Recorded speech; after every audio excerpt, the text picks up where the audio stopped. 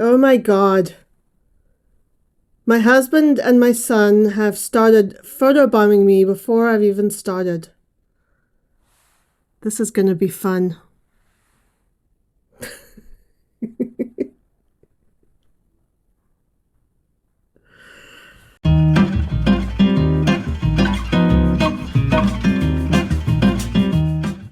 Hey everyone, how are you doing? Recently, I was chatting with a friend who is a kindergarten teacher, and she was telling me about one of her students who she thinks may be on the autism spectrum. She talked about some of the characteristics this child is displaying, and they do sound a lot like the classic signs of autism. Now, bear in mind that autism manifests in a multitude of ways. It's been said that if you've met one autistic child, then you've met one autistic child. But there are a number of signs that we see a lot in people who are on the spectrum. And of course, I've never met this kid, and even if I had, I am not any kind of diagnostic professional. I am just someone with my own life experiences as someone on the spectrum who is the mother of someone on the spectrum. And from that perspective, what my friend describes does sound very much like autism. And here's the problem. The child's parents are refusing to get the child assessed. They do not want to entertain the possibility that there's any kind of delay or neurodiversity or disability or anything. This isn't the first time I've heard of something like this. I've encountered it quite a bit during my journey as the mother of an autistic child. And when I was volunteering at my son's elementary school, I worked with a pair of students, twins, whose parents resisted assessments. They did ultimately get the assessments done, but it took a lot of gentle persuasion.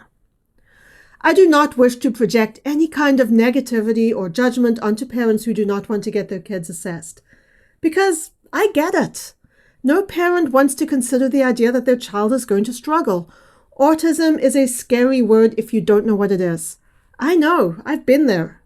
When we were waiting for my son to be assessed way back when he was 3, I didn't allow myself to believe that it was autism either. I didn't know anything about it. Yes, I am on the spectrum myself, but I was a child in the 70s and very little was known about autism back then. In spite of my mother's tireless advocacy, she didn't get the answers that we can get today. So yeah, I didn't want to believe that my child could be autistic. I understand parents not wanting to be open to that possibility if they don't understand what it all means. But here's the thing. Getting that diagnosis does not change your child. Your kid is whoever your kid is. You're still going to love them just the same. And while a diagnosis of autism can be shocking, it can also be immensely liberating. As you learn more about autism, you learn new ways of connecting with your child. You learn how to identify which sensory stimuli your child needs more of and which ones they need less of. If your child is nonverbal, an understanding of autism helps you find alternative ways of communicating. A diagnosis opens the door to funding and services, and as hard as it is to process the idea that your child is going to face challenges, you deal with it. You figure out how to help your child through the challenges. You help them learn ways to navigate the world safely. You advocate to make the world more accepting, more inclusive, and more appreciative of neurodiversity. You do all of this because it's your kid and you love them, and there is nothing you wouldn't do for them. My son is 18 now, an adult, and I can honestly say that the best thing we did for him was get that diagnosis. I wasn't thrilled about it at the time. I was terrified about what this meant for his future. But acknowledging and accepting his autism has ultimately led to him having access to the environments and opportunities where he can thrive. Am I still scared about his future? Yeah, there's a lot we don't know.